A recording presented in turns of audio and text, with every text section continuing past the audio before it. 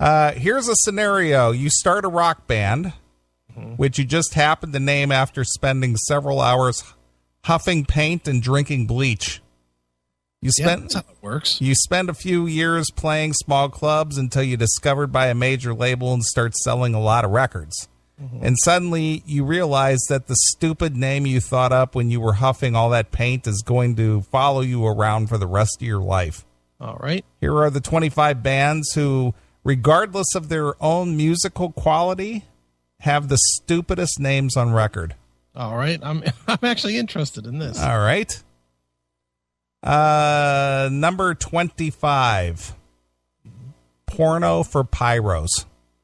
Yeah, that's a pretty dumb name. The story, former James Addiction frontman Perry Farrell came up with the name while watching coverage of the LA riots on television, presumably while jacking off. Fantastic. Why is this ridiculous? Pornography for pyromaniacs is, for all intents and purposes, regular pornography. Okay. Sure, there are maybe a few crazy people out there getting sexual pleasure from watching videos of people setting up fires, but your garden variety pyromaniac isn't renting college slut matches and gasoline party 5. All right, another dickhead writer. Yeah, he's out burning down the neighborhood. Costco, it turns out they just really like burning stuff. Right. Number 24. A Tim James favorite. Okay. Nickelback.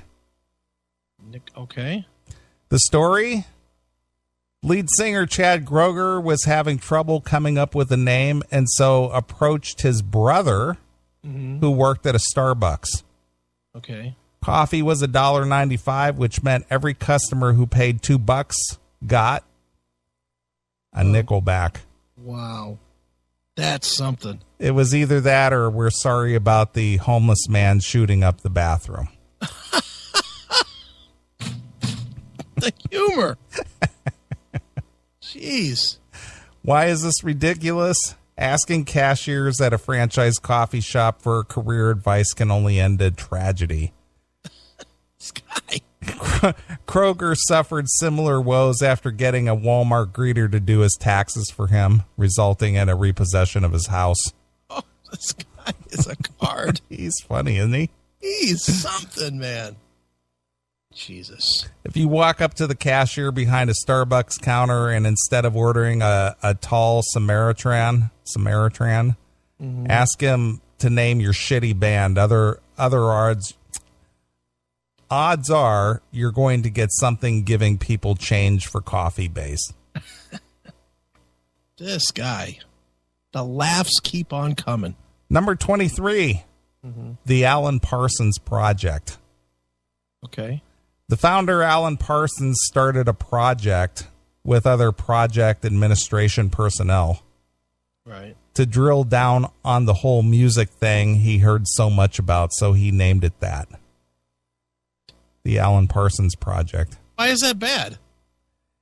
It's one thing to just name your band after yourself, like an Ego Case Dave Matthews Band, Ben Folds 5. Tommy Two-Tone. Yeah. But once you've made the choice to be lazy, you're not allowed to get all clever with it afterwards. Besides, it makes the band sound like the sort of after-school activity all the kids who didn't make the basketball team got stuck with. Today's class, we're going to build an Alan Parsons from a common household items. This guy's killing me. I can see you're not digging this. The writing is so funny here, man. He's a character. He's got me in stitches. Right. Number 22. Yeah. Stone Temple Pilots. Okay. One of the band members thought that the logo on an STP car treatment spray bottle was cool. So yes, in case you were wondering, a lot of thought went into this. Most of the band members seemed to think titling songs Kitchenware and Candy Bars and getting addicted to heroin was a fantastic idea too. Evidence suggested that we might not be the guys to turn to for well-reasoned decisions. The mental images of four guys flying around ancient Aztec temples matches up better with a psychedelic rock band, not a bunch of cock rockers penning songs like Meat Plow and Sex Type Thing. There you go. Perfect. I'll keep that handy. There you go. Number 21, Matchbox 20. Oh, that's a terrible name. Right. Tell me why that's so terrible, Neely. Explanations range from the name being the title song from an earlier band. Let's see.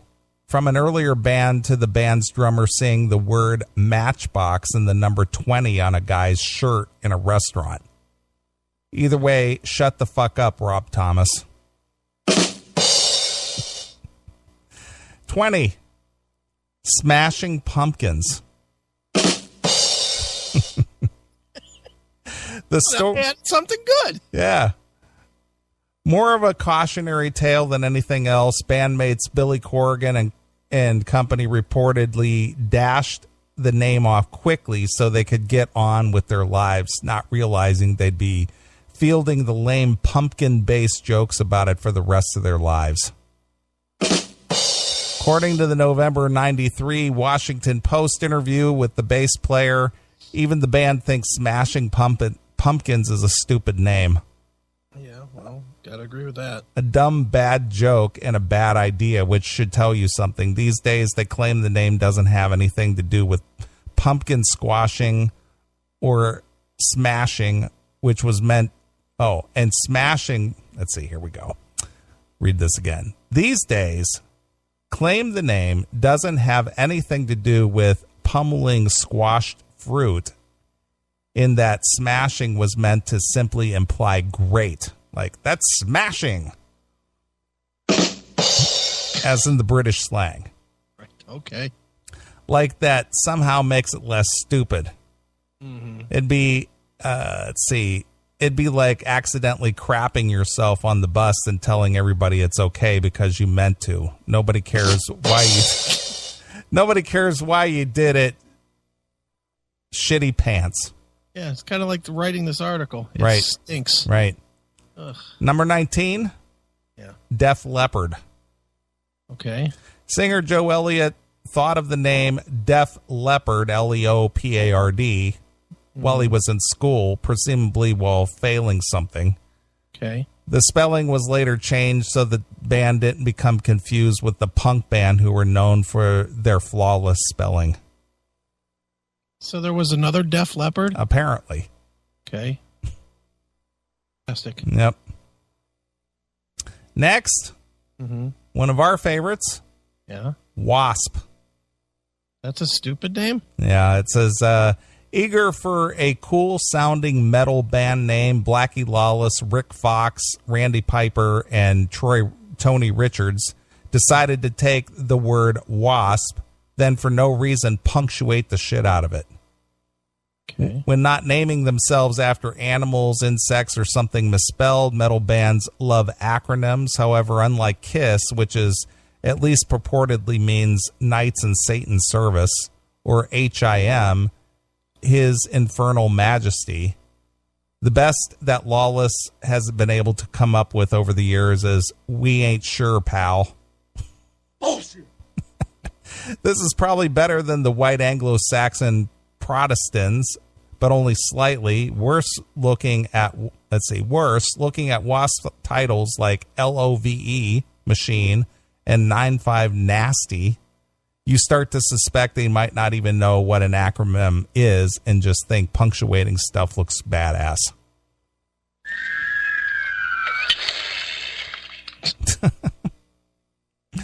Number 17, Puddle of Mud. Okay. In 1993, Missouri River flooded and left the band's practice a muddy mess, which led them to name their band Puddle of Mud. Right. So that's how they got their name. Yeah, fantastic. Number 16, of Montreal.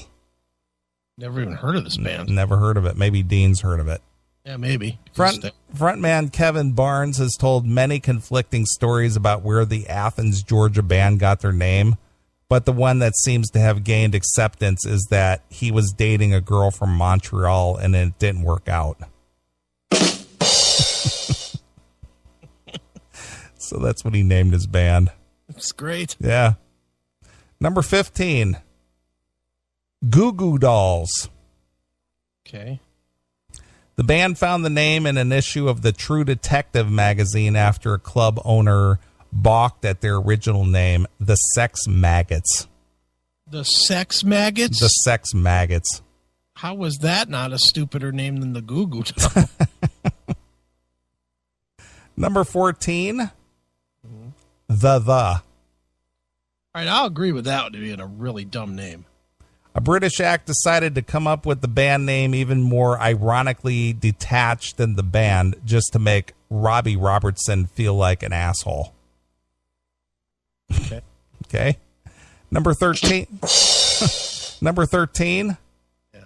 Mr. Mister.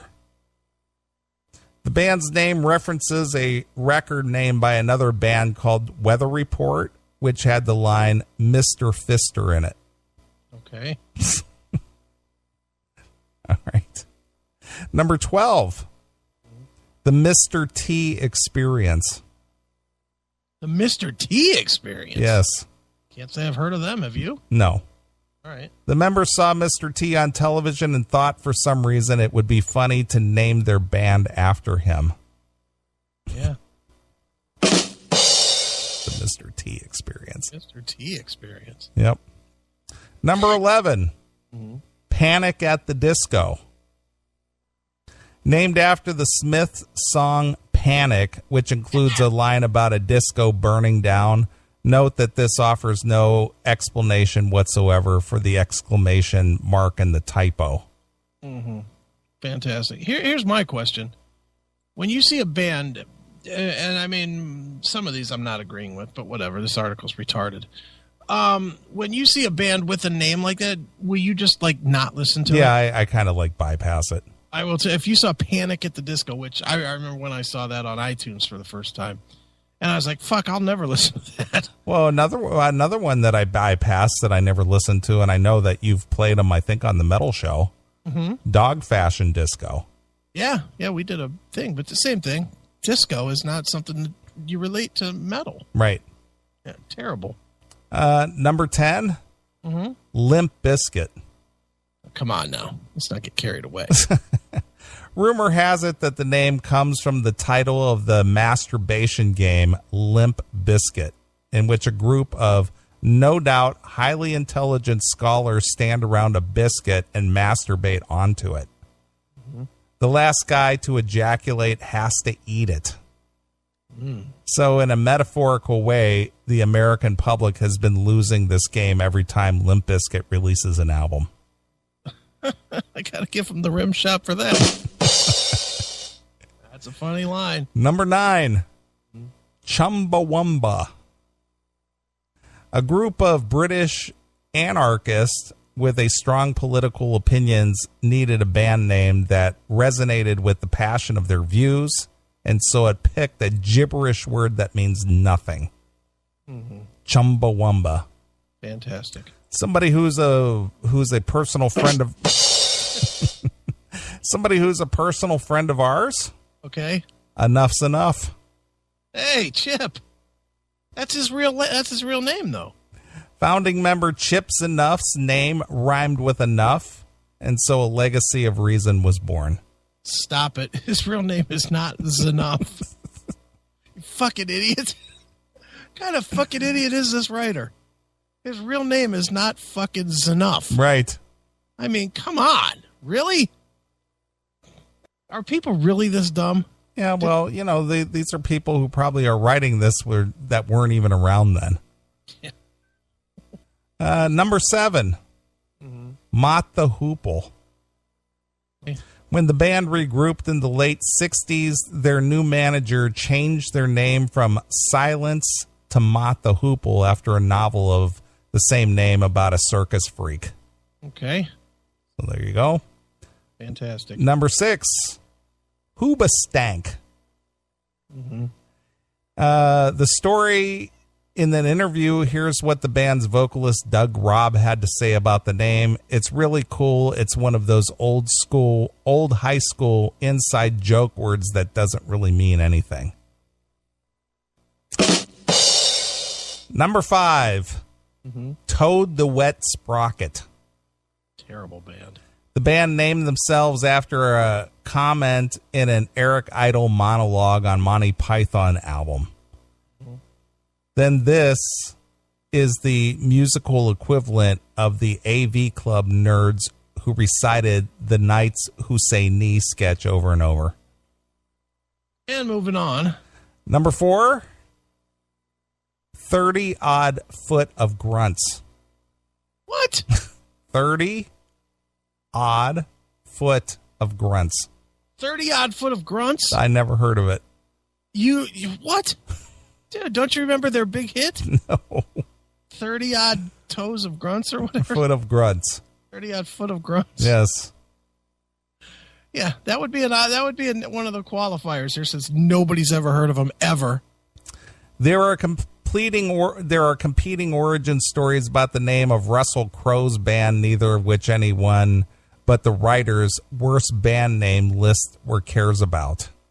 Since we all fall into the category, here's the one that sounds most plausible to us. Russell Crowe added up the collective height of the band members and then came up with the word that most closely approximated his nuanced vocal stylings.